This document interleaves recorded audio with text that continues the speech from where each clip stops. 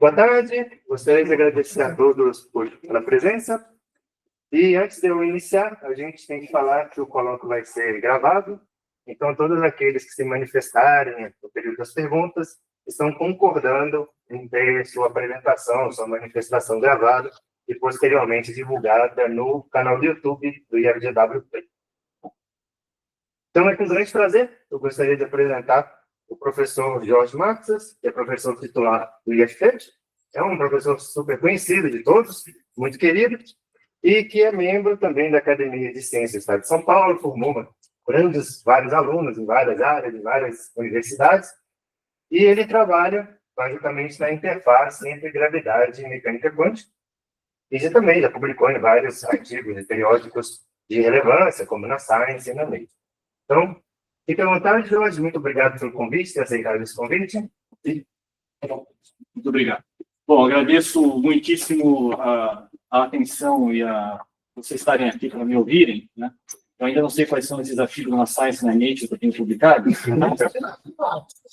O Adriano vai me contar depois.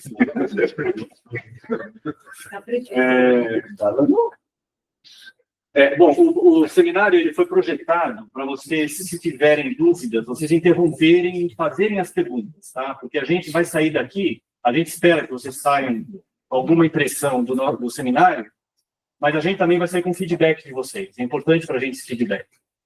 Esse trabalho ele foi feito em colaboração com o Gabriel Aguiar, que faz doutorado lá no IFT, ele está carregando todo o piano, e também divide comigo as responsabilidades da parte conceitual. Né? Nós temos discussões semanais. Então, em outras palavras, elogios dirijam-se a mim e críticas a ele. Bom, qual é a estratégia do seminário? Né? O seminário ele vai começar discutindo essa ideia de que o mundo clássico ele deve ser recuperado pela física quântica. Feito isso, depois dessa discussão, a gente vai fazer o nosso manifesto. O manifesto é o manifesto que guia esse trabalho que nós estamos desenvolvendo. O manifesto ele leva a gente a desenvolver um modelo de autodecorrência gravitacional, né? E, finalmente, a gente acaba com resultados e conclusões. Então, a estratégia é para não carregar muito com matemática, porque eu acho que não é o caso aqui. Eu vou me deter na parte conceitual e depois vou apresentar os resultados para que vocês tenham um feeling de qual é a proposta. Tá? Então, a ideia é que mesmo os estudantes estejam em condições de poder ter uma impressão sobre o seminário. Então, vamos começar com essa ideia de que o mundo clássico ele deve ser recuperado do mundo quântico. Então, essa é uma ideia que eu comprei por muito tempo, baseado numa visão reducionista, que é a seguinte. Né? Se o mundo clássico ele é feito de blocos quânticos, do ponto de vista reducionista, não existe nada mais natural do que dizer que o mundo clássico deve ser recuperado a partir do mundo quântico. E, de fato, há muitas situações nas quais a gente tem estados quânticos, como estados coerentes, no qual parece que você consegue recuperar pelo menos alguns aspectos da física clássica. Então, essa é uma ideia que um reducionista como eu comprou por muito tempo. Né? E, como eu digo aqui, isso soa muito razoável, a menos que existam razões para duvidar disso. E a ideia é que eu vou tentar convencê-los de que há motivos para duvidar disso. Tá?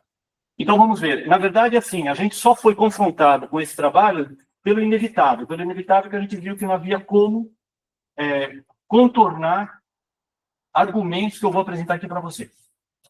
Ok.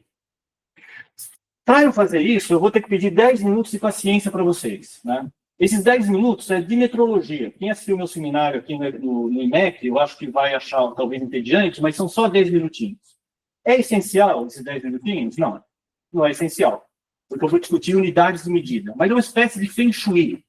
Assim, quando você trabalha em física fundamental, física básica, é bom você tirar o que é lateral, o que é cosmético, e ficar só com o que é essencial. Isso permite que você tenha uma visão mais clara da situação. Tá? Ok. Então, deixa eu discutir unidades e medidas. Então, assim, eu acho que não há controvérsia aqui, em lugar nenhum, de que com as 7 unidades básicas do sistema internacional, a gente consegue expressar todos os observáveis da natureza. Claro que se em algum momento vocês tiverem alguma objeção, por favor, não se abstenham de levantar a mão. Agora, deixa eu lembrar a vocês que o sistema internacional ele foi construído na década de 60 sobre o MKS. Então, as 7 unidades do sistema internacional, 7 unidades básicas do sistema internacional, eles são derivadas do MKS, significando que você consegue expressar todos os observáveis da natureza a partir do MKS, inclusive ampere, longo, etc. Tá bom? Ok, eu não vou entrar em detalhes sobre isso, porque acho que é consensual isso. Você consegue expressar tudo em termos do MKS. Tá. Agora, aquilo que é menos consensual é o seguinte, você precisa de um padrão quilo para expressar os seus observáveis? E a resposta é que não. Né? Então, deixa eu convencê-los de que não. Primeiro, eu vou começar com aquilo que a gente não deve fazer, né? Que é usar um argumento de autoridade. O argumento de autoridade é de Maxwell, mas eu já vou justificar esse argumento de autoridade. Né? Então, isso é o que Maxwell escreve nos preliminares da sua obra-prima, o Tratado de Eletricidade e Magnetismo, de 1883. Ele diz assim, ó, a massa é definida com respeito a seu poder atrativo, e a dimensão da massa é L ao cubo sobre T ao quadrado. O que Maxwell está dizendo é o seguinte, para você saber qual é o poder atrativo de alguma coisa, por exemplo, a Terra, você só precisa fazer 2 medidas. Pegar uma partícula teste, colocar uma certa distância R da partícula teste e ver com que aceleração essa partícula teste cai na direção do seu corpo. Aí você multiplica A vezes R2 e essa é a massa gravitacional do corpo que corresponde à massa inercial, usando qualquer teoria canônica. E eu vou usar teorias canônicas no qual o princípio de equivalência vale. Tá? Que é o que a gente usa em geral. É isso que simplesmente que Maxwell está dizendo. Ok.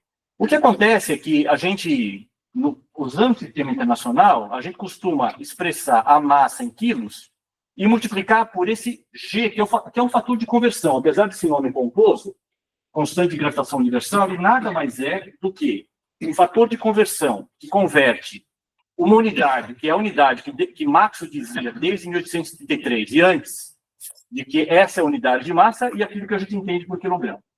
Mas deixa aí um pouquinho mais longe para convencê-los disso.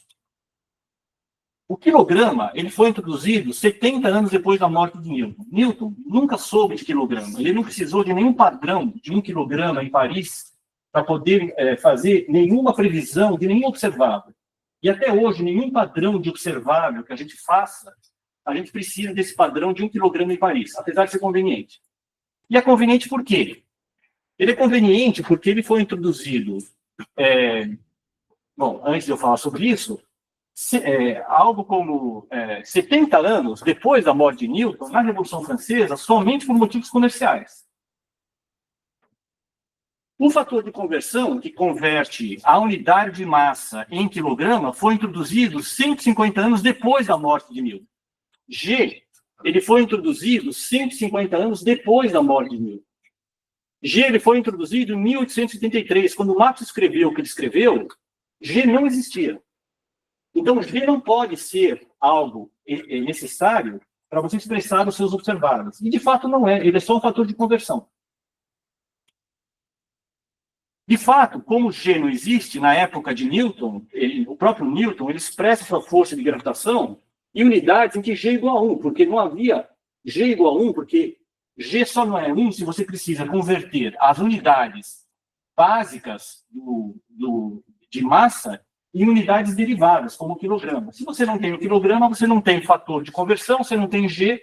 Para Newton, G é igual a 1, e a força da gravitação de Newton é como a gente expressa a força entre cargas, a força colombiana entre cargas no sistema CGS. Ou seja, em sistema CGS, você tem carga 1 vezes carga 2 dividido pela distância ao quadrado. Ou seja, espero ter convencido vocês que o quilograma, essa unidade de quilograma, ela é não necessária, ela é dispensável para expressar os observáveis. Então, eu já vou usar uma unidade que G é igual a 1, tá? Porque o quilograma nunca vai aparecer, não precisa desse fator de conversão.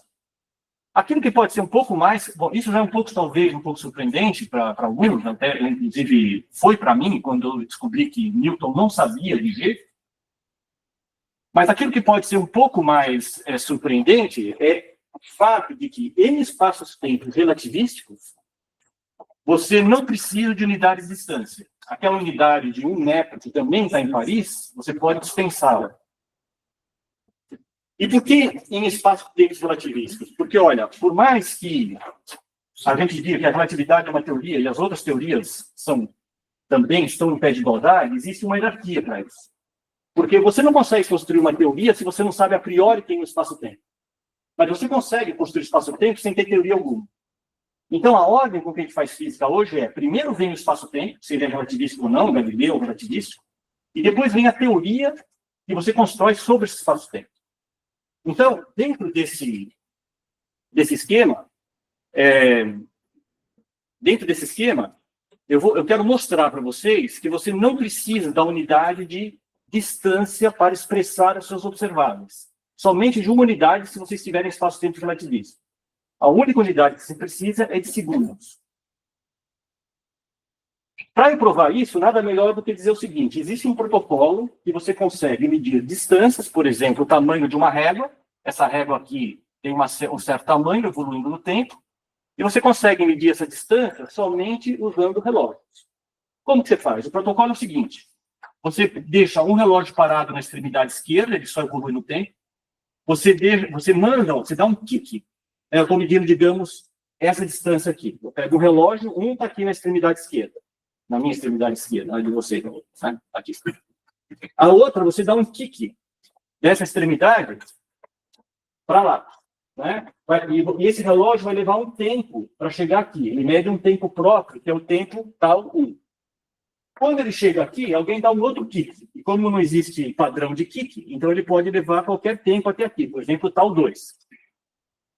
Quando você pega esses 3 tempos, né, um que ficou parado aqui, né, do relógio, que só mede o tempo de ida e de volta dos 2 relógios, o tempo de ida e o tempo de volta, e coloca nessa fórmula, independente de quem é tal 1, tal 2, tal 3, em espaços-tempos relativísticos, essas coisas se combinam para dar sempre a mesma distância. Então, a garantia da relatividade. Essa distância tem unidade de segundos porque ela é expressa em segundos-luz. Tá? Agora, claro, se você está com segundo-luz, é assim, 1 segundo-luz é distância Terra-Lua. Não é útil usar isso para mim no laboratório. Então, você pode converter em subdivisões desse segundo-luz, por exemplo, em metros. Aí você tem que converter essa unidade que eu meço só com segundos. Nota, eu não usei raio de luz aqui, tá? Em metros. Aí você precisa de um fator de conversão, que é a velocidade da luz. A velocidade da luz é um fator de conversão em espaço-tempo relativístico. No espaço-tempo de Galileu, não. No espaço-tempo de Galileu, você precisa de 2 padrões. Em particular, essa fórmula aqui não vale no espaço-tempo de Galileu. Tá. Quem quiser mais detalhes, por favor, vejam esse artigo, que a gente espera que seja um artigo pedagógico sobre esses 10 minutos de metrologia. Tá? Qual é a conclusão até esse ponto? A conclusão é o seguinte: relógios honestos são os únicos aparatos necessários para medir tudo. Tá? Porque se quilograma é dispensável e o metro também, eu posso medir tudo em tempo, então eu só preciso de relógios honestos. Eu já vou qualificar esse honesto. Relógios honestos são também o único aparato necessário para definir espaços-tempos relativísticos. Isso eu não estou aqui provando, só estou afirmando isso, mas confiem em mim, ou se não confiarem, vejam esse artigo aqui. O que eu estou dizendo aqui é o seguinte: para você poder testar e definir o espaço-tempo relativístico, você só precisa de relógios honestos que eu vou definir daqui a pouco. Então, o espaço-tempo ele tem que vir munido de relógios honestos. E a própria teoria de espaço-tempo diz o que é um relógio honesto, que eu vou definir agora na próxima transparência. Em unidades em que todas as quantidades são expressas em unidades de tempo, então a constante de Boltzmann é igual a 1, constante de Coulomb é igual a 1, G e C são iguais a 1. Acabou aqui os meus 10 minutos de Feng Shui de unidades. Tudo isso para dizer uma única coisa. A partir desse ponto, eu vou expressar tudo, vou medir tudo com relógios honestos, que eu vou definir agora, e tudo será expresso em termos de unidades de tempo. Isso facilita, concentra a nossa discussão em menos elementos. É necessário? Não.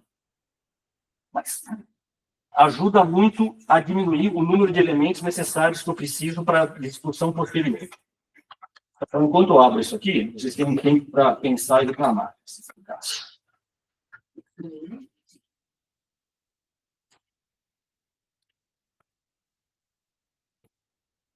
Eu não estou conseguindo. O que cai? Oi? O que cai? Aí é constante de Coulomb. Constante de Coulomb. Tá? Obrigado, viu?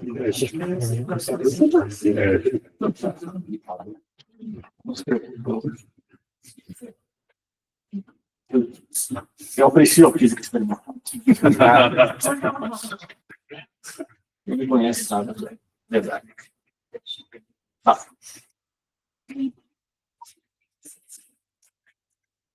Para. O que eu preciso fazer agora é qualificar. A primeira coisa que eu preciso é qualificar o que são relógios honestos. O que a relatividade define como um relógio honesto para que você possa definir e testar se está no espaço-tempo relativístico. Tá? O que é um relógio honesto? É assim. Ela está definida aqui, mas nada como o meu mise-en-scène aqui. Você pega quaisquer dois eventos. Eu seleciono dois eventos, quaisquer. Esses dois eventos têm que estar causalmente relacionados. O que quer dizer isso? Quer dizer que um relógio ele pode passar por um e pelo outro. Se ele estiver causalmente desconectado, é impossível um relógio, passar pelos dois. Então, esses dois eventos, eles têm que estar causalmente conectados. Eles estão arbitrariamente próximos um do outro. Tá? Bom, então, nesse caso, relógios honestos, eles têm a obrigação de atribuir o mesmo número real ao par T1 e T2, independente da história passada do relógio e do estado de movimento entre T1 e T2. Ele pode estar acelerado, por exemplo, T1 e T2. Por isso que os eventos têm que estar muito próximos um do outro. Tá? É isso só que a relatividade está usando, e é isso também, para você definir o espaço-tempo de Galileu, que você precisa para definir o espaço-tempo de Galileu. Tá? Como relógio, e só que você vai precisar de uma regra também. É só isso, tá? Ela está exigindo. Tá. Só que uma coisa é o que a teoria exige, e outra coisa é o que a natureza permite. Nós, os teóricos, temos a tendência a esquecer o que a natureza permite. Mas não, a gente tem que perguntar, a natureza permite isso? Permite você definir isso? E a resposta é, até certo ponto, sim, mas não all the way. Deixa eu qualificar, então, o que eu quero dizer com isso. Como você tem que dizer que o relógio ele vai atribuir o mesmo intervalo de tempo entre quaisquer dois eventos arbitrariamente próximos, causalmente conectados, você tem que ter uma linha de mundo clássica para você saber que qual era a linha de mundo de um relógio, do outro relógio, que independente da linha de mundo vai dar o mesmo valor. E mais, tem que ser pontual, né? Porque tem que ser pontual para você ter certeza que ele passou por P1 e P2. Isso é o que seria o ideal. Então, essas duas características é o que, de maneira subliminar, a relatividade está exigindo para que o relógio seja honesto. Só que o problema é que, na vida real, o que acontece? O relógio é um sistema dinâmico. E o sistema dinâmico é definido pela física quântica. E a física quântica coloca restrições a isso. Então, o melhor que você consegue para um relógio honesto na relatividade é limitar essa linha de mundo com um container clássico para garantir que ela vai, pelo menos, passar... Enfim, que ele tem uma linha de mundo clássica definida, digamos, pelo centro de massa desse container, mas o clockwork, o mecanismo, ele é quântico. Tá? Então, a gente assume, então, para poder contemplar no mundo real o que a relatividade gostaria para um relógio ideal, honesto, a gente tenta conciliar dizendo o seguinte: o nosso relógio ele terá um container clássico para ele ficar localizado, mas a gente vai ter que entender o seguinte: o mecanismo ele é quântico. Tá? Só que isso tem consequências, porque a relatividade não está sabendo nada da mecânica quântica. Então, vamos fazer o seguinte. Eu vou pegar agora esse nosso relógio, que tem essas características aqui, e vou tentar medir uma distância L. O que eu preciso que esse relógio tenha? Por exemplo, digamos que essa distância L seja 1 segundo-luz, a distância Terra-Lua, mais ou menos, 1 segundo-luz. eu só vou exigir duas coisas. Que o tamanho do relógio seja menor que esse L. Se eu quiser medir a distância entre Terra e Lua em segundos-luz, lembra que a gente vai medir tudo em segundos, né? É bom que o meu relógio seja menor que a distância Terra-Lua. Assim, nem que você esteja usando um raio de luz, né, para ir e voltar. O relógio tem que ser menor que essa distância. A outra coisa é que o tic-tac do relógio, esse relógio tem que ter uma resolução menor que 1 segundo-luz.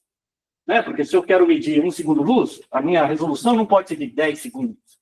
Senão eu não consigo medir 1 segundo-luz. Então, essas são condições essenciais para eu medir essa distância aérea. Tudo bem aí? Maravilha. Tá. Isso tem um problema. Vamos lá. Vamos ver qual é o tamanho, o raio de Schwarzschild desse relógio. Então, deixa eu dizer para quem não é de gravitação, o que é o raio de Schwarzschild. Tudo que tem uma massa tem um raio de Schwarzschild, que é 2 vezes a massa. Se eu tivesse G e C, né, eu teria 2gm sobre C ao quadrado. Se o raio de Schwarzschild desse objeto for maior do que o objeto, ele colapsa no buraco negro. Essa é a regra simples. Tudo bem? Tá. Por que isso aqui não colapsa no buraco negro? Porque o raio de Schwarzschild é muito pequenininho, está interno ao corpo.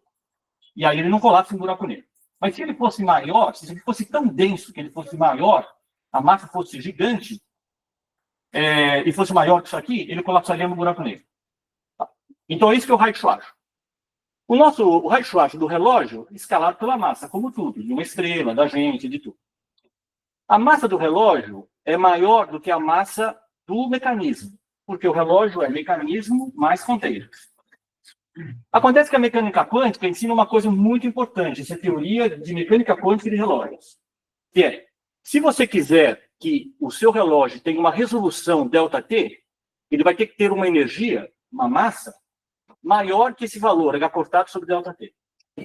Isso aqui é familiar para muitos de vocês, se vocês lembrarem que uma desigualdade que eu confesso que eu nunca entendi, né? ΔE, ΔT da ordem H cortado. Mas dentro da teoria de relógios, o que você faz para ter isso? Você cria um observável que escala com aquilo que mecânica quântica é um parâmetro, o parâmetro do tempo. E aí isso sai naturalmente. Então é assim, eu não conheço nenhuma teoria de relógio de mecânica quântica que evada essa desigualdade. Se você quiser um relógio muito preciso, a massa dele terá que ser maior ou igual que H cortado sobre ΔT. Agora, nós temos o seguinte, ΔT é menor que L. Se ΔT é menor que L, essa desigualdade vai. E H cortado, estou escrevendo aqui como distância de Planck ao quadrado, em unidades sistema internacional, a 10 a menos 33 centímetros, simplesmente pelo seguinte, porque quando G igual a C igual a 1, G igual a C igual a 1, H cortado é a distância de Planck ao quadrado. Isso é interessante no seguinte sentido, algo que não se comenta muito, mas eu acho que é importante salientar, que é o seguinte, de alguma maneira a mecânica quântica está contemplando pelo menos uma parte da escala de Planck, porque H cortado, H cortado, que é algo que a gente mede, né, é a distância de Planck ao quadrado.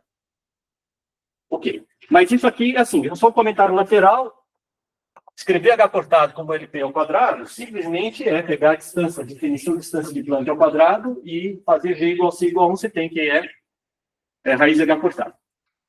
Bom, agora eu vou assumir uma coisa. Eu vou assumir que eu quero medir uma distância menor que a distância de Planck. Tá? Se for maior, a gente sabe que mede bem. A gente mede a distância Terra-Lua, né? Tudo bem. Mas eu quero medir uma distância bem pequenininha. Menor que a distância de Planck. Tá? Bom, se L for menor que a distância de Planck, isso aqui, essa quantidade, é maior que a distância de Planck. Tá. Acontece que nós acabamos com a seguinte situação. E o raio de Schwarzschild é maior que a distância de Planck. Mas acontece que a gente tem que L é menor que a distância de Planck. Então, a gente tem que a gente está medindo uma coisa com distância menor que a distância de Planck, um relógio cujo raio de Schwarzschild é maior que a distância de Planck. Ou seja, ele vai colapsar. A conclusão é o seguinte, usando mecânica quântica, a menos que a mecânica quântica esteja errada, é impossível você medir distâncias menores que a distância de Planck. Porque os relógios que fariam isso colapsariam buracos negros. E não consta que buracos negros sejam bons relógios. Tá ok? Tá, então, esse é um ponto muito importante da apresentação. Tá, eu vou tomar mais um gole aqui.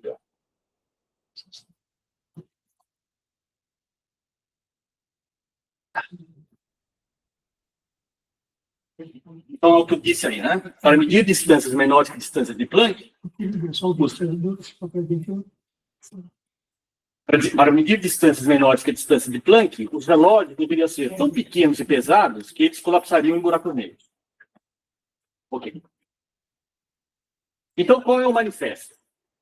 O manifesto é o seguinte, que quando você une relatividade geral com mecânica quântica, você chega à conclusão que não existe motivo para confiar naquilo que a gente entende ser um espaço-tempo relativístico, que é uma variedade unida por métrica, se você estiver olhando para distâncias menores que a distância de Planck. Muita gente vai falar o seguinte, olha, isso aqui todo mundo sabe, né? A gente sabe que a gente não pode confiar em física normal para distâncias menores que na escala de Planck. Mas a gente está levando a sério isso.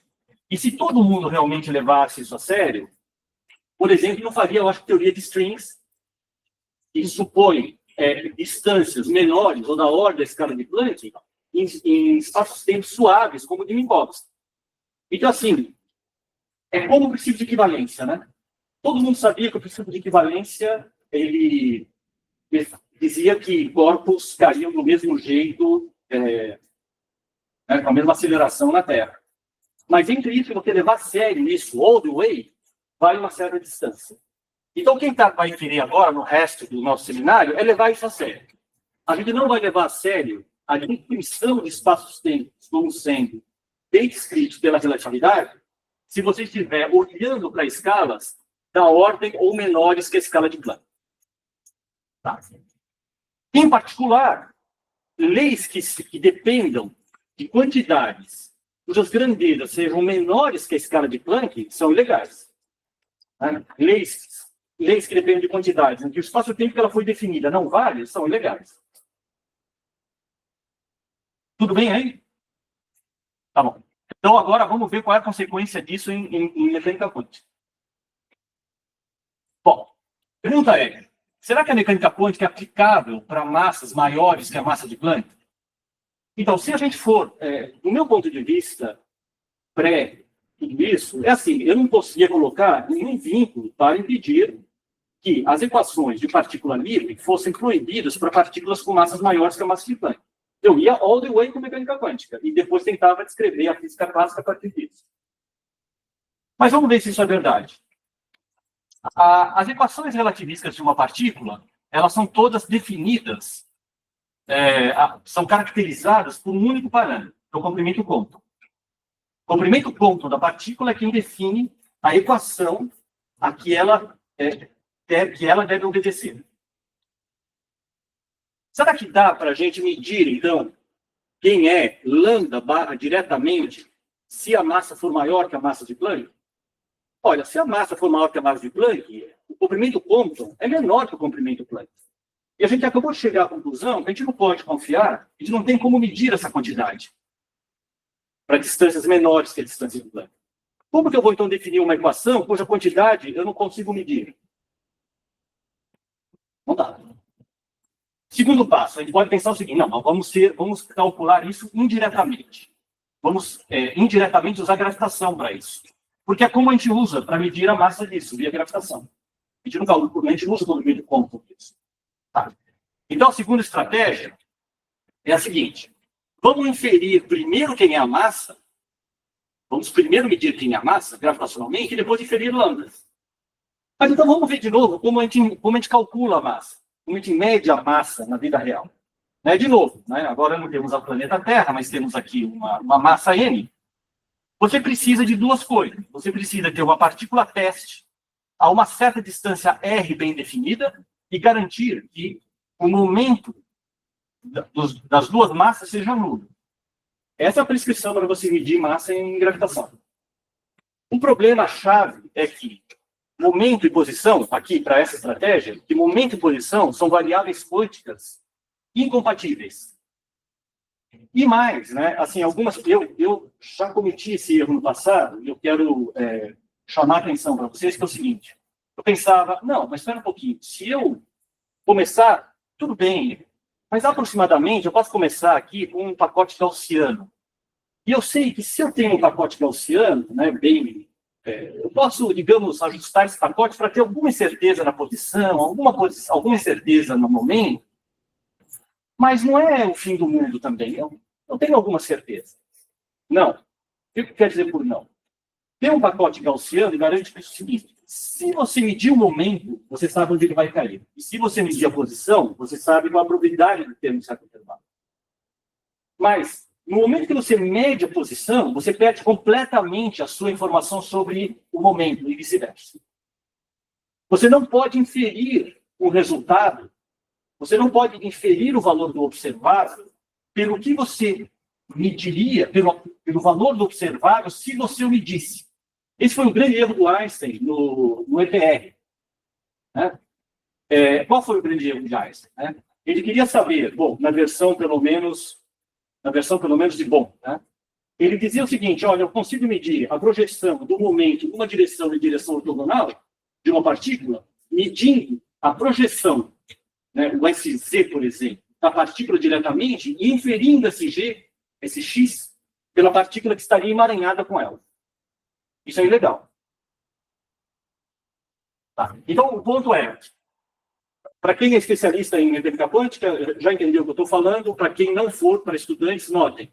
P e X são variáveis incompatíveis, observáveis incompatíveis, e, portanto, é impossível você medir as duas simultaneamente. Então, não dá. Em última instância, o problema de você aceitar essas fórmulas para lambda, para massas maiores que a massa de Planck, é que lambda é menor que a distância de Planck. E como que dá para confiar nessas equações se eu estou falando de distâncias menores do que aquela distância mínima que eu confio no próprio espaço-tempo quando eu estou definindo a minha equação? Em última instância, a equação, o espaço-tempo não é confiável nessas escalas. Então, eu não vejo nenhum motivo para a gente confiar em equações que, número 1, eu não consigo medir diretamente lambda barra, e até o espaço-tempo onde ela é definida não é confiável em escalas menores que a escala de Planck. Posto isso, o que você faz? Você fala, bom, eu estou com um problema, então.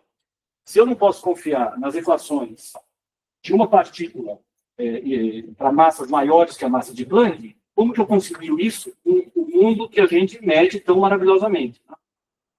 Tá.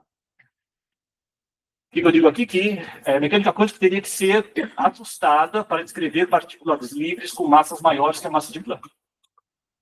Tá. Então, agora... Tá, então, essa primeira parte do seminário, eu acho que é a parte mais sólida. E é assim, os argumentos dados, eu acho que, pelo menos para o Gabriel, para mim, a gente acha que isso é bastante sólido, que é um ponto contra acreditar em mecânica quântica para descrever partículas, ou centro de massa, né, centro de massa de sistemas, com massas maiores que a massa de Planck. Não daria para usar, por exemplo, a gente entende que não dá para usar as equações de uma partícula para descrever o centro de massa de um sistema completo, de um sistema composto. O centro de massa dele, esse grau de liberdade, ele não satisfaria a equação de uma partícula livre, porque a massa é maior que a massa de Planck. Esse é o manifesto da questão. Esse é o manifesto. Exatamente. Agora vamos ver como contornar isso. Então, essa é uma realização nossa, que eu acho que é um pouco mais... é mais fraca que a primeira parte. Mas eu não acho que seja tão mais fraca. Vamos ver se eu consigo convencê-los. Tá? Mas essa exige mais. Essa visão standard, tá? Que eu tenho, e eu acho que as pessoas de hardcore em mecânica quântica, em geral, têm. E assim, olha, o mundo vai ser descrito por um clássico space-time, por um espaço-tempo de fundo clássico, mecânica quântica definida sobre ele, e o mundo clássico deve ser consequência disso, o mundo macroscópico. Em função do que foi dito, a gente entende o seguinte: olha, o que existe realmente isso mais fundamental é uma coisa que ninguém sabe o que é, esse quantum space-time. Esse quantum space-time, ele seria suficiente, seria bom? Claro. Ele teria que cair num espaço-tempo clássico para escalas de distância maiores que a distância de Planck, mas para distâncias menores que a distância de Planck seria alguma coisa completamente desconhecida. Tá? Então, a gente teria uma teoria efetiva para distâncias maiores que a distância de Planck, mas seria totalmente desconhecido o que seria isso para distâncias menores que a distância de Planck. Tá? Então, isso seria o fundamental. O nosso objetivo aqui é tentar criar uma teoria efetiva sobre algo que a gente não conhece. Tá? Então, vamos lá. Essa é a região abaixo da escala de Planck, que a gente diz que é uma região obscura, aqui que a gente não sabe o que dizer. Teoria fundamental.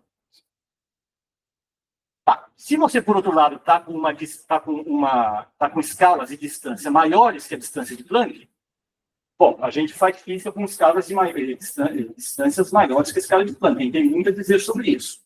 Se a massa for menor que a massa de Planck, estamos nessa região aqui, e a distância for maior que a distância de Planck, né, a gente sabe que a mecânica quântica funciona maravilhosamente bem.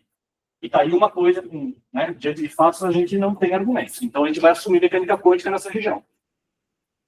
Analogamente, se você está em distâncias grandes, acima da distância de Planck, e a massa for maior que a massa de Planck, é o que funciona a mecânica clássica, super bem testada. Então, a gente aceita mecânica quântica como sendo uma teoria efetiva de mecânica, dessa teoria fundamental, em escalas de distância maior que a distância de Planck para massas menores que a massa de Planck. A gente aceita mecânica clássica também como uma teoria efetiva, para distâncias maiores que a distância de Planck e massas maiores que a massa de Planck. E nesse meio do caminho aqui, em massa de Planck, apareceria a física nova. É como se isso aqui fosse uma cordilheira de física nova que emerge dessa física desconhecida que é a física de quantum space-time. Aí tem então uma física muito conhecida, outra física muito conhecida, e nesse meio de campo aqui, é o que todos nós nos deparamos de surpresa, né? Como que é possível, né, que isso não possa ser colocado em superposição de posição? Por quê? Do nosso ponto de vista, é porque essas duas teorias seriam teorias efetivas que surgiriam no mesmo pé de igualdade, quase no mesmo pé de igualdade, dessa teoria mais fundamental. Por que eu digo um pouco mais, quase no mesmo pé de igualdade? Eu digo mais pelo seguinte, porque a escala de Planck, ela surge de H cortado. E H cortado é uma escala que surge em mecânica quântica. Então, quem está colocando essa escala aqui é a mecânica quântica. Então, nesse sentido, mecânica quântica é mais fundamental porque ela está apontando o limite das nossas teorias. Ela que está definindo aonde que fica essa linha. Tá. Qual é a nossa tarefa? Tá? A nossa tarefa é simplesmente fazer o seguinte. Encontrar um modelo que bata com mecânica, que venha de mecânica quântica, que ela é mais... Como ela define essa escala, eu não vou procurar essa teoria efetiva aqui. Vou procurar aqui. Em que a massa, à medida que a massa, quando a massa é pequenininha, bata com mecânica quântica, e à medida que a massa vá aumentando e vá chegando até a massa de Planck, o mundo se pareça mais com o clássico. Uma teoria completa, que diga para a gente o que seria esse quantum space-time, faria essa transição. A gente não consegue fazer isso. A gente só consegue o seguinte, um modelo, até o momento, pelo menos. E eu acho, sinceramente, que a gente não vai conseguir mais. Bom, talvez você consiga, mas eu já tenho 60 anos. Então, é assim, uma teoria efetiva que bata com mecânica quântica aqui, que se aproxime de mecânica clássica à medida que a massa aumenta. O que significa que se aproxime de mecânica clássica à medida que a massa aumenta? Significa que perca a coerência, obrigando isso aqui a não ser colocado jamais em superposição. Então, vamos lá. Agora vem a parte, Marcelo, vem a parte, digamos assim, é o nosso modelo. Tá? É um modelo específico. É um modelo específico de perda de coerência gravitacional que não tem nada a ver com outros que estão na praça. Tá? Diógenes e Penrose. Que Diógenes e Penrose, ele diz o seguinte, por exemplo. Né? Olha, isso aqui vai colapsar em um certo intervalo de tempo, mas entre um colapso e o outro, ele satisfaz a mecânica quântica. A gente diz que não. Se a massa for disso aqui, ele está para cá. Não tem nada a ver com mecânica quântica. Tá. Então, você não vai colocar isso aqui em superposição. Isso aqui quer dizer, né? O centro de massa aqui. Ok. Agora vamos para o modelo específico. O que o nosso modelo ele tem que satisfazer? Por isso que eu digo que ele é muito robusto. Primeira coisa, quando a massa é muito menor que a massa de Planck, ele tem que obedecer a mecânica quântica. A gente sabe que isso é experiência. À medida que a massa vai se aproximar da massa de Planck, a gente sempre começa por aqui. À medida que a massa se aproxima da massa de Planck, as partículas quânticas perderiam coerência para poder se parecerem com aquilo que a gente entende por mecânica clássica, que a gente não vê coerência com coisas pesadonas. E ele tem que ser um modelo... ele tem mais isso. Ele tem que ser um modelo orientado por gravitação, porque, olha, nós estamos dizendo que uma partícula livre vai ter que perder coerência quando a massa é alta. Uma partícula livre só tem a partícula e o espaço-tempo. Espaço-tempo, para a gente, relativista, é a gravidade. Não tem mais nada para ele perder coerência. Não tem ambiente. Não tem um ambiente de fundo, né? Como Caldeira nos ensinou. Então, ele tem que ser só existe uma escala aqui a entrar, que é escala de gravitação. E, finalmente, ele tem que ser invariante de Lorentz. Quer dizer o seguinte, isso aqui, o resultado dessa decoerência, só pode depender da massa da partícula, caracteriza a partícula, porque era uma partícula livre, né, que caracteriza o centro de massa da partícula, e, eventualmente, do estado. Ser considerado gaussiana a dispersão. Mais nada. Não pode depender de um referencial privilegiado. Você não quer que, né, um referencial privilegiado, porque, como relativista, todos os referenciais iniciais são equivalentes. Mas como você vai perder coerência se a pureza tem que se preservar? Não vai se preservar. Ela vai, tanto é... Mas a mecânica quântica tem que se preservar. Isso, por isso que a física nova aqui está indo além de mecânica quântica. Isso aqui está violando mecânica quântica. Tá, de tal maneira que você nunca vai, com mecânica quântica, recuperar a mecânica clássica all the way. Você nunca, com mecânica quântica, é o que a gente defende, vai conseguir explicar ou, eventualmente, criar uma situação em que você consiga colocar o centro de massa disso em superposição, porque ele satisfaria uma equação de uma partícula. Ok. Então, vamos lá. Olha, agora essa parte mais fácil para vocês, porque o modelo é muito simples. A gente começa com uma teoria, uma partícula livre, tá? Só tem parte cinética, e vamos começar com um estado, uma saída, né? E um estado gaussiano. Tá? Então, ele é só caracterizado, completamente caracterizado por sigma, por aquela dispersão. Por enquanto, mecânica quântica pura. Agora a gente vai clonar esse estado. Eu já vou falar onde que vai entrar a física além do modelo padrão, modelo de mecânica quântica. Estamos clonando esse estado de tal maneira que a nova função de onda ela vai ter que ser simétrica em partícula e clone. Tá? Dado a partícula, dado o estado, você sempre pode clonar. Só que do jeito que está aí, cada uma evolui pela sua newtoniana, uma partícula não vê a outra, são partículas livres, e mecânica quântica segue. Né? Você simplesmente está inventando um clone, mas não serve para nada. Então agora vem a física nova. A física nova é partícula e clone vão interagir a partir de um potencial de interação. Esse potencial de interação, lembre-se, ele só pode depender de gravitação. E o potencial que a gente propõe é um potencial newtoniano. A única diferença entre potencial aqui, G é igual a 1, né? Por isso que não tem G aqui. A única diferença entre esse potencial aqui e um potencial newtoniano, 100% newtoniano, é que tem essa escala, esse escala de distância mínima, que é a distância de Planck. Por quê? Porque a gente acabou de falar o seguinte, não faz sentido você falar em distâncias menores que a distância de Planck. Então, a gente evita distâncias menores que a distância de Planck, colocando então, mesmo que R seja igual a R ponto, isso aqui ainda tem uma distância de Planck mínima. Então, esse é o modelo. Tá? Aí vocês vão dizer assim, bom, mas espera um pouquinho. Então, agora, como que você vai evoluir isso? A gente vai evoluir com a newtoniana. A newtoniana de partícula livre e interação. O que vai acontecer com isso? Bom, começa com o estado produto, você evolui no instante zero, você evolui isso aqui, vai até um instante t, e aí você vai ter que fazer o seguinte, você vai tomar o traço do clone. Por quê? Porque o clone é um artifício matemático. Tá? Assim, você vai dizer, olha, isso é artificial. É artificial. Mas, vejam bem, vamos pensar um pouco, vamos nos despojar aí. A função de onda, o que é? A função de onda tem realidade física? Né? A função de onda é uma maneira de você extrair informação de um sistema do que você vai medir. Mas ela não tem realidade física. Eu não sei se vocês podem. Caldeira Alegre concordar. Tá? Então, assim, dessa mesma maneira, o clone, a gente pensa como um artefato matemático. O que faz esse artefato matemático? Ele simula como que a coerência ela é de uma maneira invariante de Lorentz, como a invariância ela vaza para esses graus de liberdade gravitacionais que a gente não sabe, porque a gente não sabe quem é a teoria fundamental. A gente não sabe quem é essa teoria. A gente não sabe quem é essa teoria aqui. Tá? Então a gente precisa de um modelo que seja gravitacional, mas também seja invariante de Lorentz. E é isso que ele está fazendo. Então a gente evolui. Está vendo aqui a evolução?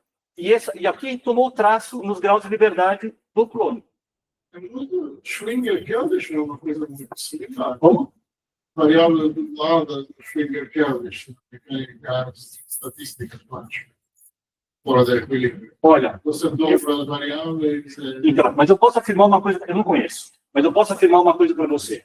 O Schwinger sempre se mantinha dentro da mecânica quântica, e como se chama? Como o Marx comentou, a mecânica quântica evolui sempre em estados puros e estados puros.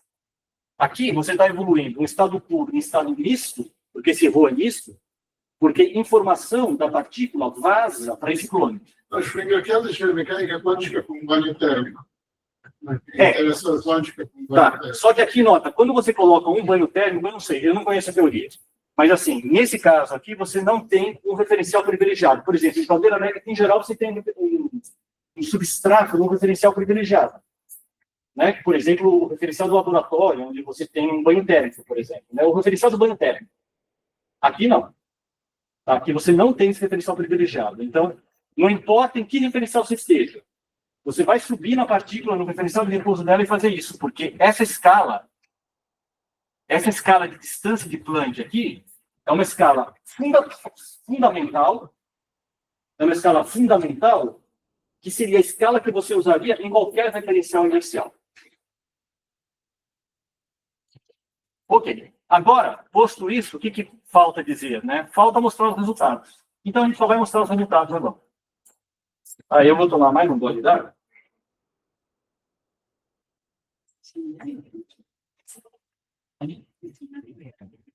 Mas isso não é um referencial, né? Você está fazendo essa conta do referencial. Então, veja lá. Veja a situação que eu tenho aqui. Eu tenho uma equação de uma partícula livre. Então, assim, esse LP, ele é tão dependente, digamos, de referencial quanto a massa da partícula é. Porque não importa em que referencial você vai fazer esse cálculo, você vai colocar a massa de repouso da partícula, que você está analisando a partícula, você está analisando uma partícula que tem uma certa massa N, e esse LP é a escala fundamental com a qual os graus de liberdade da partícula vazariam para o clone, não importa o referencial. Essas equações são relativísticas, tá? Bom, desculpa, esqueci de falar uma coisa para vocês. Exato. Esqueci de falar algo para vocês. Então, todo argumento aqui é que vale para equações relativistas, certo? Agora, o que nós sabemos de mecânica quântica é o seguinte: se você tiver um sistema, você está num problema relativístico, você está usando as equações relativísticas, mas a energia cinética das suas partículas, as suas partículas constituintes do seu corpo, se movem lentamente com relação ao centro de massa. Então, é uma aproximação legítima você subir no centro de massa do sistema e fazer o cálculo usando as equações de Schrödinger. A equação de Schrödinger. O que eu estou dizendo com isso? Contanto que você tem um sistema relativístico, e pode ter vários, como a gente trata no nosso trabalho, a gente considera um sistema com muitas partículas, só que depois a gente separa os nossos pedaços de centro de massa. Se essas partículas tiverem velocidade baixa com relação ao centro de massa, fazer um cálculo no referencial de repouso do centro de massa, usando Schrödinger, vai aproximar maravilhosamente o resultado relativístico completo. Então, para fazer esse cálculo, a gente está subindo em cima do centro de massa do sistema. Então, talvez seja isso que o Nelson tenha levantado. Tá? Mas assim, não importa em que referencial ele esteja se movendo, eu sempre vou subir em cima dele e ver qual é a decoerência que ele sobe. Tá claro isso? Então, aqui, isso aqui é só um simplificador de cálculo, mas não é que eu saí de uma situação relativística para uma não relativista. Simplesmente eu estou assumindo um sistema quântico cujos graus de liberdade internos são não relativísticos. De tal maneira que o cálculo full relativístico é bem aproximado por um cálculo não relativístico se eu subo no centro de massa do sistema. É o que a gente faz em relatividade geral também, né? Ou relatividade especial. Eu não preciso, dependendo do cálculo que você fizer, assim, não é por acaso que a equação newtoniana vale bem num certo regime. Se você tiver um sistema, né, binário, por exemplo, que ele roda com velocidades baixas com relação ao centro de massa, usem gravitação newtoniana, que vai funcionar maravilhosamente bem. Tá? O que quer dizer maravilhosamente bem? Você vai ter um resultado que, na prática, vai ser um observável muito, muito próximo àquele que você poderia fazendo um cálculo relativístico. Então, o que nós estamos dizendo aqui é o seguinte: a gente vai fazer um cálculo não relativístico, mas só porque os graus de liberdade internos têm velocidades baixas. Tá? Não é digamos assim, é uma restrição do sistema. Mas não só isso. O sistema que é um sistema não relativista. Os graus de liberdade internos são não relativistas. Ok, vamos lá, vamos para os resultados. Aqui a gente está supondo uma partícula com massa de Planck dividido por 2. E a única coisa que está mudando aqui é o estado do sistema. Uma gaussiana tem uma dispersão maior do que a outra gaussiana. O que você vê assim, se a dispersão é menor, o pacote é mais concentrado, o campo gravitacional a interação gravitacional é mais forte, e a perda de coerência, isso aqui é a pureza, né? A pureza cai mais rápido, porque a interação gravitacional é maior. Ok. Aqui a gente analisa a seguinte situação. A gente pega uma massa, tá? Primeiro vamos pegar a azulzinha aqui, e muda a dispersão do pacote. O que a gente vê é que a gente nota que a gente não percebe nenhuma mudança na pureza final. A pureza ela cai o mesmo tanto, independente do pacote. Ou seja, o que interessa aqui seria somente a massa do sistema, não o estado do sistema. Por quê? Porque notem que se a massa for maior, a pureza, ele perde mais pureza no final. Então, quanto maior a massa, mais próximo daquela fronteira do que a gente chama de Heisenberg você está, mais pureza você perde. De tal maneira que se o nosso modelo fosse suficiente ou capaz de avançar esse Heisenberg e all the way até massas, sei lá, 10 massas de Planck, 30 massas de Planck, essa pureza aqui deveria cair praticamente a zero, né? Porque a ideia é que um modelo total diria o seguinte: olha, à medida que a massa aumenta, a pureza cai, o sistema ele perde coerência, portanto isso aqui não vai ter coerência nenhuma. Ele tem muito mais do que uma massa de Planck. Aqui é um teste de como testar esse modelo em laboratório. Né? Muito difícil, mas possível. E assim, você começa com o estado, um Stern-Gerlach duplo, né? Com reversão. Você começa com o estado, que é o estado gaussiano, e com spin para a direita. Aí você decompõe, spin para cima no ramo de cima, spin para baixo no ramo de baixo. Só que lembre-se, aqui vai ter o clone atuando, né? O clone está roubando pureza gravitacionalmente do estado. E, por decorrência, ele vai roubar coerência também do spin. Quando você coloca tudo junto, de volta, né, se você tivesse só mecânica quântica, você começaria com um estado 100% aqui e acabaria com um estado 100% aqui. Mas como você perde pureza, você acaba com uma probabilidade diferente de zero de medir menos x, porque perdeu pureza. Tá? Quanto é essa probabilidade? Bom, a probabilidade depende da massa disso aqui. Então, notem, se a massa for massa de Planck sobre 2, quase não perde pureza. Ele começa em 100% e quase acaba em 100%. Se a massa for massa de Planck, começa com 100%, né, aqui, e acaba com 90%. Tá? Isso aqui é a função do signo. Também não está dependendo do estado, aparentemente. Tô acabando, gente. Tô acabando. Agora, a gente sempre está de olho no máximo melhor das nossas possibilidades dos experimentos. Né? E existem experimentos recentes que mostram o seguinte, que você tem um cristal, e esse cristal, ele que tem massa da ordem da massa de Planck, ele consegue abrigar superposições de fônons, Tá? É um trabalho importante que eu deveria ter colocado aqui, mas não coloquei, é um site, não sei se você lembra. Então, Build de 2023. de 2023, tá? Eu quero enfatizar o seguinte, o nosso modelo, tomando a valor de face, ele diz algo sobre o centro de massa. Em nenhum momento o nosso modelo, ele proíbe que sistemas com massas maiores que a massa de Planck possam abrigar fônons em superposição. Até porque fônons não tem massa. Tá? Gabriel está analisando agora justamente esse problema de cuidado, né, sobre o que o nosso modelo tem a dizer exatamente sobre a possibilidade de colocar superposição de fônons em sistemas com massas grandes. Tudo que nós temos visto até agora é que não há nenhum impedimento. Nenhum impedimento, pelo contrário. Porque, em última instância, os fônons não têm massa.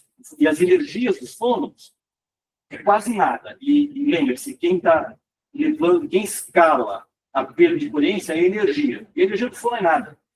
Tá? Então, ok. Então, é assim, qual é a consequência disso? A consequência é, você pode abrigar superposições quânticas, mesmo que, se você tentar fazer um experimento dupla fenda com um cristal em si, você vai ter o cristal quebrado. Por quê? O centro de massa do cristal não vai passar pelas duas fendas. Porque ele vai se comportar classicamente, porque ele vai perder coerência. Isso lembra um pouquinho, muito, na verdade, algo que Bohr dizia, né? O mundo não é nem quântico nem clássico. O mundo é o que ele é. Dependendo do que você observa no mundo, você pode ter um comportamento clássico ou quântico. É assim, eu não me lembro as palavras dele, mas nas nossas palavras é isso que eu diria. Então, se você olha para fônons, não tem nenhum motivo para que ele não esteja do lado esquerdo e ele vai se comportar all the way quanto diametricamente. Se você tiver com a massa maior que a massa de Planck, outro grau de verdade, outra previsão física, e aí é bom que você use física clássica. Bom, finalmente, ou quase a última transparência, depois eu vou para o sumário, bem rápido, é assim. Em particular, a aplicação do nosso modelo para buracos negros, o buraco negro é obrigatoriamente clássico. Se você quiser um buraco negro com massa menor que a massa de Planck, que é o que seria, na nossa visão, algo quântico, o comprimento Compton ele é maior do que o raio de Schwarzschild. É como se o buraco negro vazasse para fora. Isso não é um buraco negro.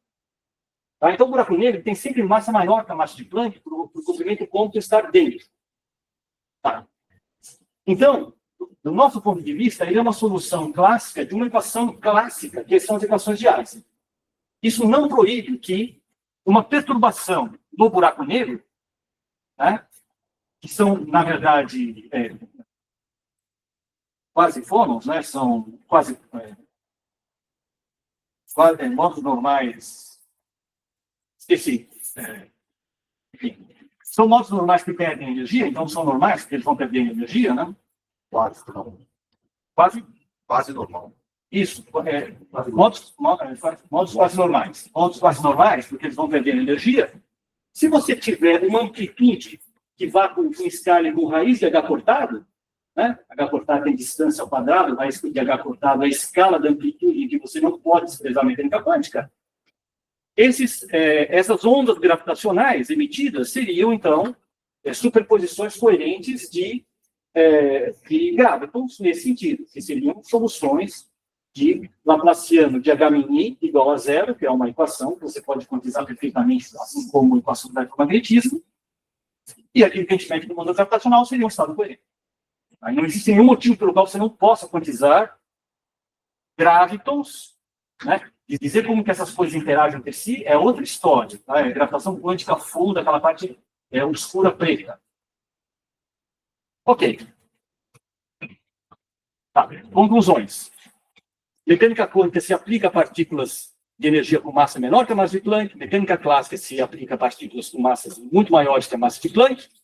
E o que a gente está dizendo, isso obviamente é conhecido, é que dentro da nossa visão, mecânica quântica e mecânica clássica seriam teorias efetivas de uma teoria fundamental de espaço-tempo quântico, separados por um corte de Heisenberg, que seria um corte que teria uma física nova.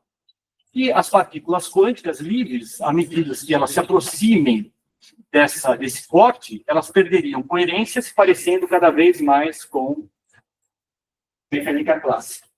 Portanto, por favor, não façam isso. Não façam permito para frente com gatos, porque os gatos não merecem.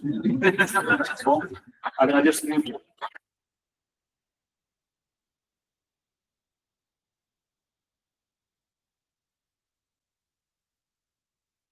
Obrigado, Jorge, por esse excelente seminário. Perguntas? É para gravar lá. Bom, obrigado. Gostei muito. A primeira coisa é a seguinte. Quero fazer uma comparação com alguma coisa que nós pensamos há um tempo atrás. Talvez tenha uma conexão. Me lembrou muito do seu sistema clone e que a gente pensou um tempo atrás. Bom tempo. Eu e o Milé. Foi exatamente uma ideia de que foi uma tentativa de responder à teoria do Girard, de Weber, etc., que eles fazem uma ideia de teoria de autolocalização.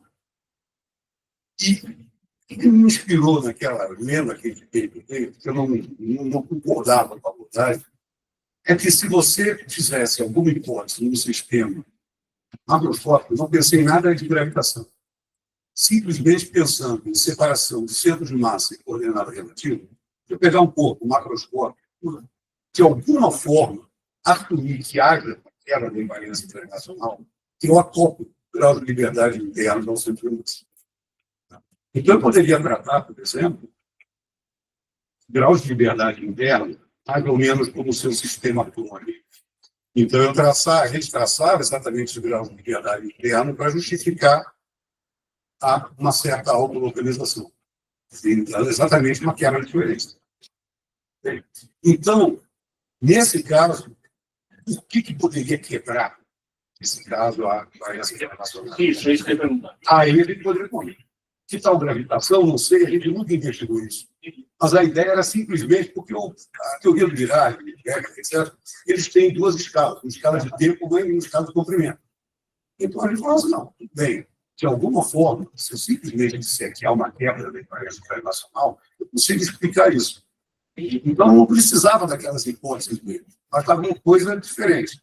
A minha pergunta, então, se eu quiser fazer para você, se no caso, eu poderia pensar realmente numa interação gravitacional como sendo responsável por esse acoplamento. Mas, nessa hora, eu estou falando de um sistema real, que é, no caso do sistema clone, seria a própria gaussiana, basicamente seria a mesma coisa. Eu concordo plenamente com o seguinte.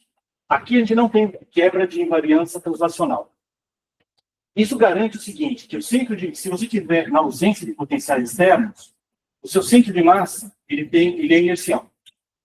Né? Quando você quebra a invariância translacional, você está quebrando a conservação de momento. Né? Então seria... Oi? Não, a energia seria temporal, né? Seria invariância temporal. O centro de massa vai ter agora um movimento, claro, esse movimento que não é um movimento precisamente com conservação de movimento, claro. Você vai ter uma flutuação nisso daí. E essa flutuação exatamente é o que daria a quebra de coerência. Entendi. Não é muito diferente do que você... Não, é assim, é um outro modelo, eu diria. É um outro modelo de perda de coerência, e eu só não consigo dizer mais a respeito disso, porque eu não sei como que a gravitação iria ser implementada para quebrar essa invariância. Mas eu entendo assim, o que você está me dizendo faz todo sentido para mim, como se fosse um modelo alternativo a isso. Que faria parte daquela região em que, assim, a gente acha que o modelo é bom porque ele mantém todas as invariâncias, Mas poderia ter poderiam e devem ter modelos alternativos. Seriam. Beleza.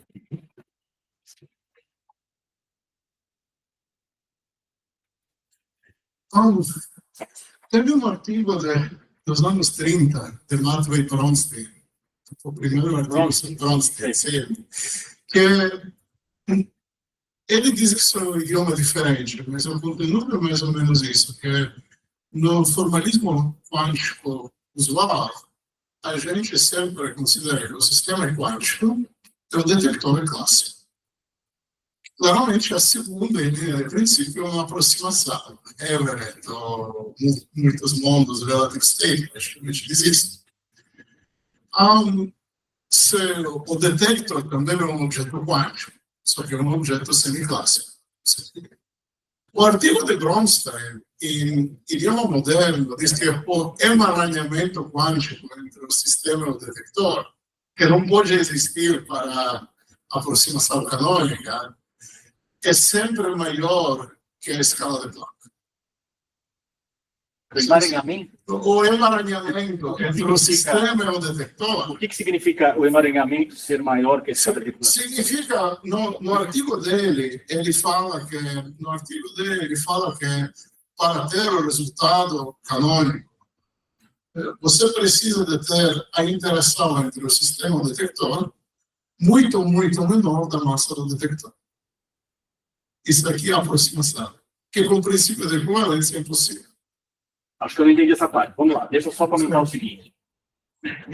Eu não sei, só para focar a sua... Do nosso ponto de vista, né, isso resolveria, em princípio, né, pelo menos dentro dessa visão efetiva, o problema da medida no seguinte sentido. Os detetores estão aqui, né, os aparatos clássicos estão aqui, e aquilo que você vai medir está aqui. Então, você tem que acoplar essas coisas. E como que se acopla essas coisas? Bom, em última instância, apesar do centro de massa do objeto, do aparato, de estar aqui, ele é formado por quantidades microscópicas, que essa sim você pode acoplar com a mecânica quântica. Isso aqui não é uma distância física, né? Isso aqui é massa. Né? Eu tenho uma consideração muito breve, que é, se você considera que o detector também é um objeto quântico, é um objeto clássico, talvez uma coisa muito similar ao que você está dizendo é da mecânica quântica, sem nenhuma modificação da mecânica quântica. Simplesmente considerando que o detector também é um objeto quântico. Emaranhado no sistema. Então, eu acho que eu não estou... Tá, então deixa eu entender. Eu acho que eu não entendi a pergunta, mas deixa eu voltar essa pergunta no seguinte fato. Né? Nosso ponto todo está baseado no seguinte. O ponto de partida, né, que isso teria que resolver, para funcionar, né, para resolver o nosso problema, seria o seguinte: a gente está dizendo que não faz sentido partículas massivas, definir partículas, não faz sentido definir equações de uma partícula com massas maiores que a massa de Planck em espaços-tempos clássicos. Isso que você está dizendo resolve esse problema? Sim. Então, qual seria a equação que uma partícula com massa maior que a massa de Planck obedeceria?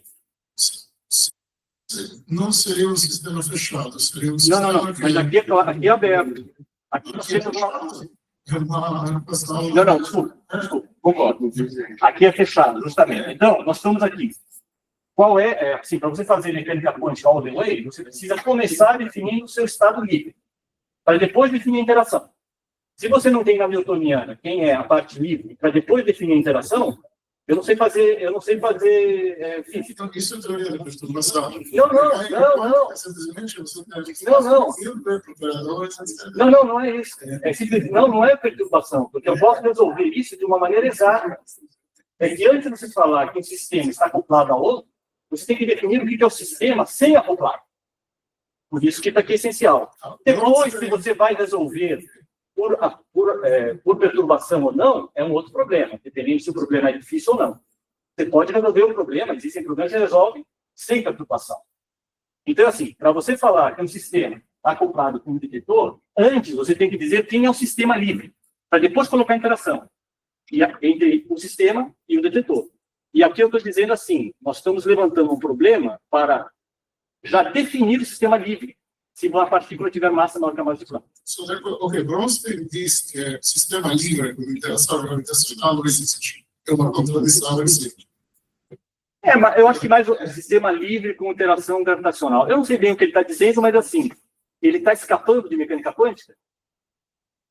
Porque aqui, assim, ele está dizendo o seguinte, a evolução de mecânica quântica de um estado puro, segundo a mecânica quântica, vai para o estado puro, se o sistema for fechado. Tá? Aqui está dizendo o seguinte, não, se a massa for maior que a massa de Planck, um estado puro vai evoluir para um estado misto, porque o grau de liberdade do estado puro vai vazar para a liberdade de gravitação. Eu não concordo que a mecânica quântica precisa de seu estado livre. Você não concorda? Não. Você consegue fazer mecânica quântica sem definir o estado de uma partícula? Everett, na Relative State, se chama muitos mundos, mas na verdade ele diz que o único verdadeiro estado livre é o universo, o wave function of the universe. Eu não acho que isso faça o menor sentido. Eu não acho que faça o menor sentido você falar de função de onda do universo quando você não tem um ensemble de funções de onda e não pode testar isso.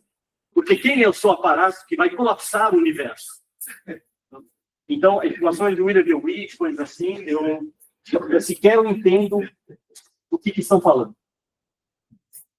Professor, eu fiquei com dúvida na hora do argumento do relógio, que a gente definiu a escala que a gente vai estar falando. Essa escala L? Exato, do Lzinho.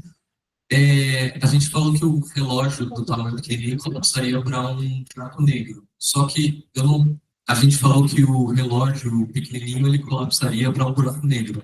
Mais do que isso, né? Um relógio que consiga medir uma distância menor que a distância de Planck. Isso exige duas coisas: que o relógio seja pequeno e que ele seja muito preciso. Então ele vai ser pequenininho e muito massivo. É isso que faz ele colapsar no buraco negro. Só que eu não estou aplicando. Só que aí eu defini meio que o limite de aplicabilidade. É que eu estou usando a teoria clássica, que não é válida nesses regimes, para falar que o relógio preciso colapsaria no buraco negro, não é? Exato, porque vamos lembrar o que é um relógio honesto, né? O relógio honesto ele tem que ter essas características. Isso é o ideal que a relatividade exige. Mas na vida como ela é, a gente sabe que o relógio é um sistema dinâmico. Então ele é um mecanismo. Certo? E esse mecanismo vai satisfazer a mecânica clássica. É quântica. Por outro lado, para que ele seja minimamente honesto dentro do que a relatividade exige, e para que você possa fazer física no espaço-tempo relativístico, o container seria, pelo menos o container seria clássico. Tá? Então, se o container é clássico e ele tem uma massa, eu posso definir essa massa como se o container é clássico. Eu ponho uma partícula teste a uma certa distância e meço a massa dele. E a conclusão é que é isso que permite você escrever o seguinte, que o raio de Schwarzschild é 2 vezes a massa do relógio, mas isso tem que ser definido. Como que se define? Se o container é clássico, você põe uma partícula teste, mede quem é a massa do relógio. Tá? Então é assim, até aqui é tudo clássico. Daqui para cá entra um ingrediente quântico que a relatividade não estava levando em consideração. Que, olha, quer falar de relógio? Então tem que usar mecânica quântica. Isso exige, tem uma condição. Relógio muito preciso precisa de muita energia. Não sei se respondi a sua pergunta.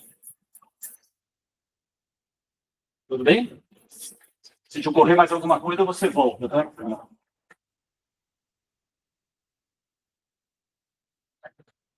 Ele colocou um monte de dúvidas, mas uma delas, nesse exato slide aí, a gente tem essa relação bacana entre H cortado e comprimento de Planck, que normalmente a gente pensa relativisticamente, pensa em termos de massas e etc.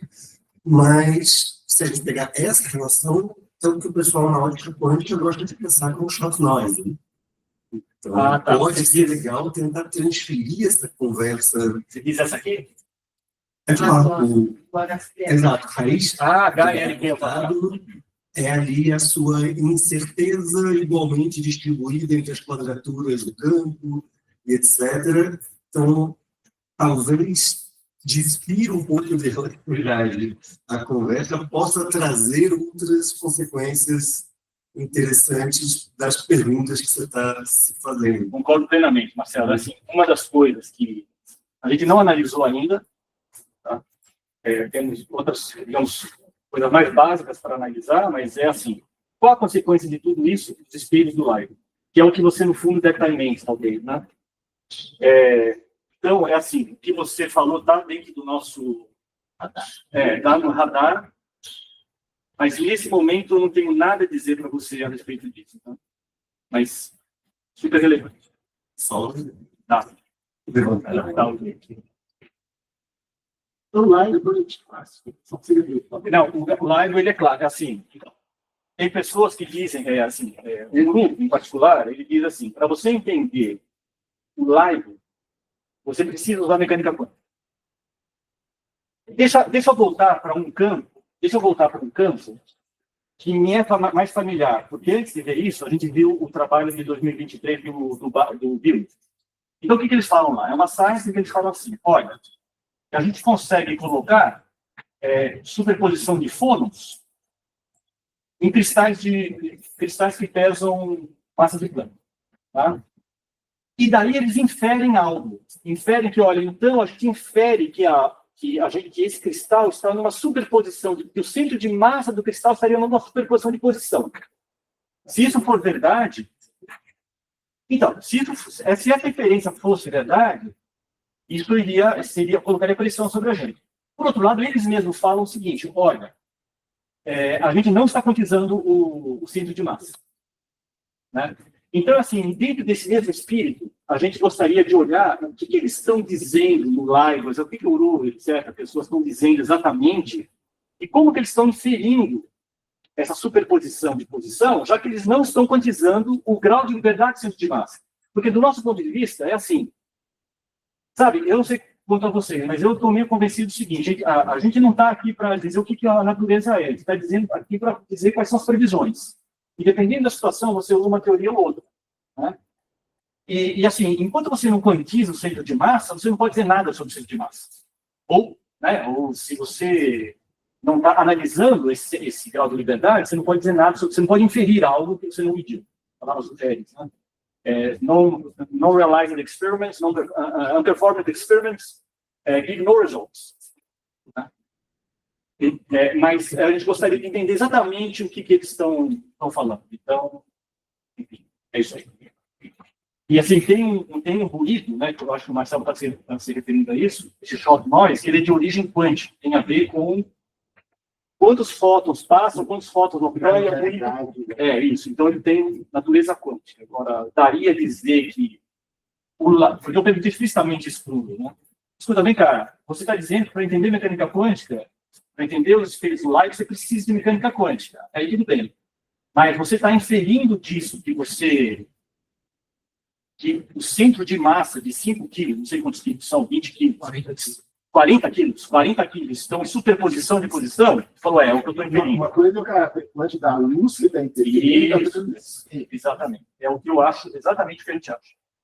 Mas é bom a gente, assim, para declarar com sinceridade a nossa ignorância, é bom dizer que a gente não analisou isso. Mas obrigado por ter comunicado. Por favor. Isso que eu entendi, aquela mensagem. Se eu tiver, então, corpos com massa maior que a massa de Planck, eu não deveria ver superposição. Exatamente. Agora, aí eu vou perguntar para o amigo. Lá nos squids, as superposições de corrente não teriam massa de centro de massa maior que a massa de Planck?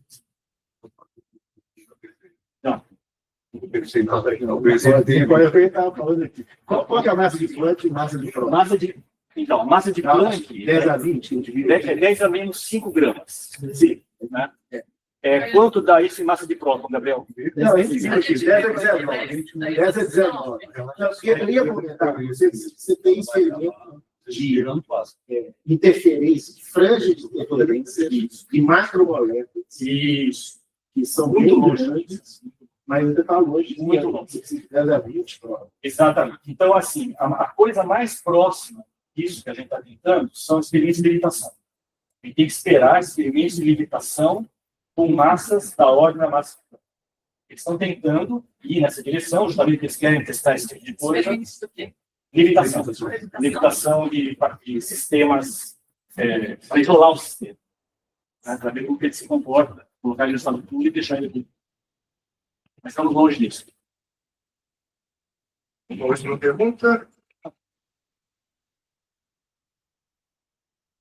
Eu não entendo como é que você consegue, você tem que recuperar invariância relativista, certo? Tem que ter invariante no caso quando você vai para lá.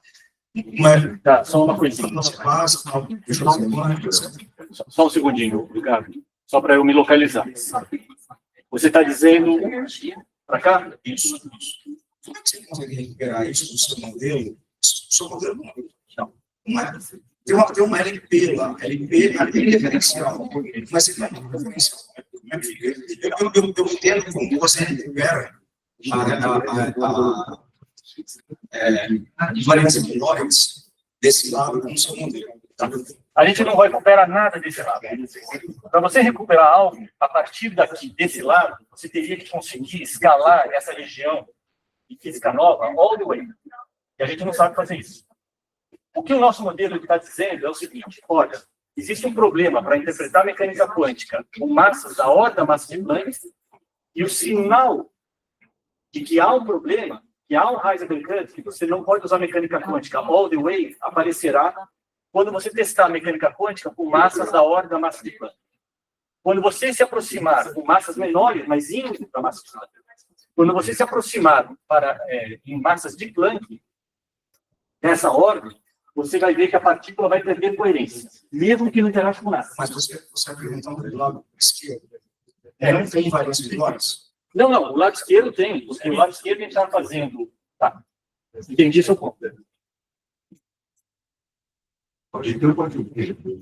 Terá. Terá. Porque assim, olha, como que a gente está fazendo? A gente está fazendo o nosso modelo aqui, certo? O lado esquerdo vale Dirac e Klein-Bor. Exatamente. O lado esquerdo vale Dirac e Klein-Bor. Portanto, vale toda a invariância de Lorentz. Tá? E o que a gente está fazendo desse lado é interagindo gravitacionalmente com o clone. Então, a gente está fazendo aqui mecânica quântica normal, com uma coisa extra, que é o clone com interação gravitacional, num espaço-tempo clássico, que você está numa distância maior que a distância de Planck. Então, a invariância de Lorentz está aqui. Provavelmente eu estou perdendo alguma coisa. Mas como você tem invariância de Lorentz, se o seu modelo de interação tem uma LP lá. Foi feita a versão cheia. Oi? Poderia ser Klein-Bor no Dirac, mas você fez a versão cheia. Eu fiz a versão cheia, que é porque eu estou montando exatamente isso. Em qualquer um. É assim, é como perguntar o seguinte, né? O LP é medido no referencial do centro de massa. Isso. O LP é medido no referencial do centro de massa. Então, está aqui, né? Pensa nessa equação em que o fato de você ter um parâmetro aqui para poder evoluir a sua função de onda não está quebrando nada. Certo? É um parâmetro que tem dimensão de distância. Essa equação agora, dentro do nosso esquema, ele é munido com uma escala extra, que é a distância de Planck. Eu não entendo como conciliar isso com invariância de Lorentz. É assim, vamos lá. A invariância de Lorentz diz o quê? Que em qualquer que seja o referencial, a decoerência será a mesma, certo? Vamos pensar assim, tudo bem? Tá. Então, assim, eu tenho uma partícula aqui e eu quero saber como que ela perde coerência. Ela tem massa E. Eu aplico esse formalismo aqui e eu tenho 10 segundos, vai perder 10% da coerência. Agora eu pego uma outra partícula igual, com a mesma massa, mas dou uma certa velocidade. E eu quero saber agora qual é a incoerência que ela vai perder. O que eu vou fazer?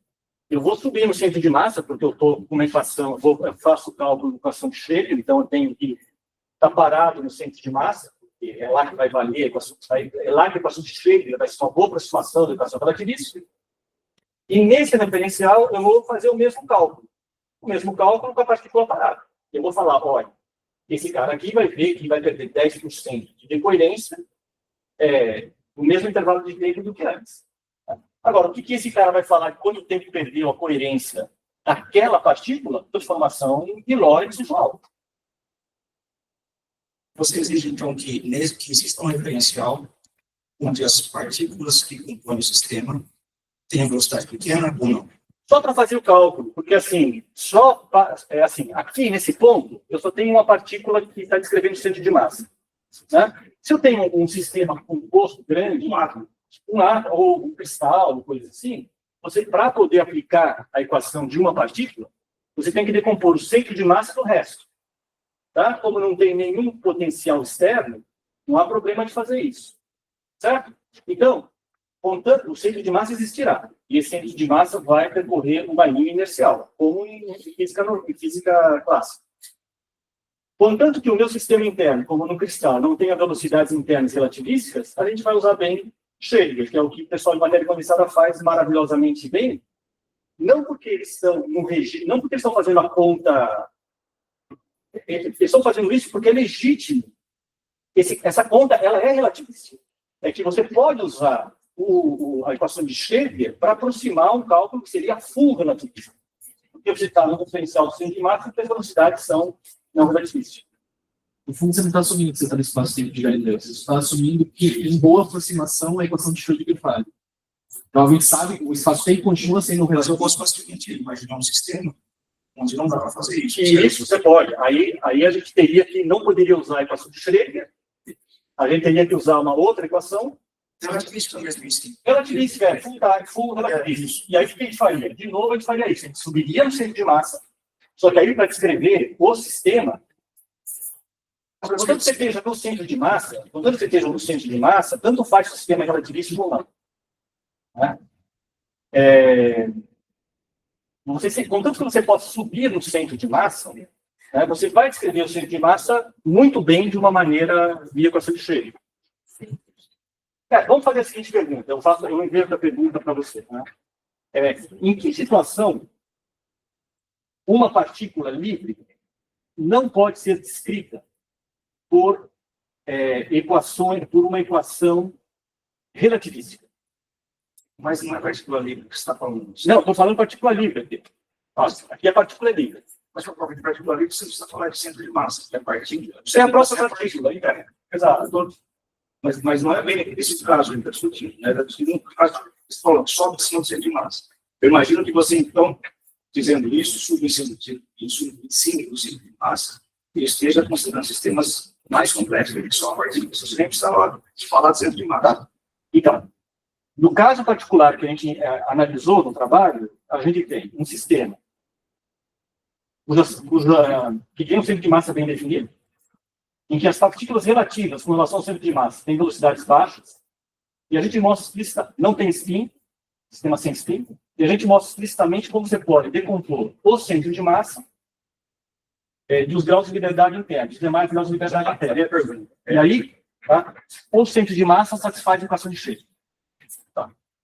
E se eu tivesse um outro sistema, que é um sistema onde as partículas que o constituem têm velocidades grandes? Tá.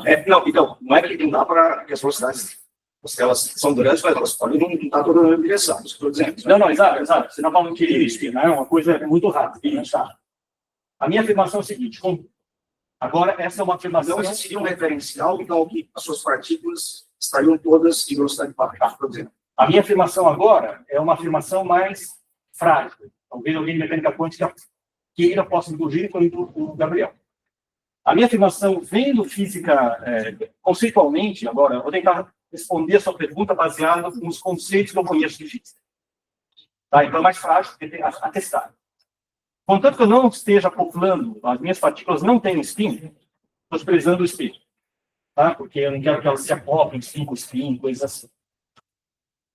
O sistema, ele pode ter um sistema, as velocidades internas, elas podem ser relativísticas. Mesmo assim, eu devo poder separar o centro de massa do resto. Por quê? Porque você tem invariância de Lorentz no espaço-tempo de Minkowski. Então, isso significa o quê? Que se eu pego um sistema, por mais complexo que seja, jogo ele, seja o sistema complexo ou não, ele vai seguir, o centro de massa vai seguir uma trajetória inercial. Mesmo que o sistema. Então, você tem que poder, potencial zero, tá? Você tem que poder separar esse grau de liberdade.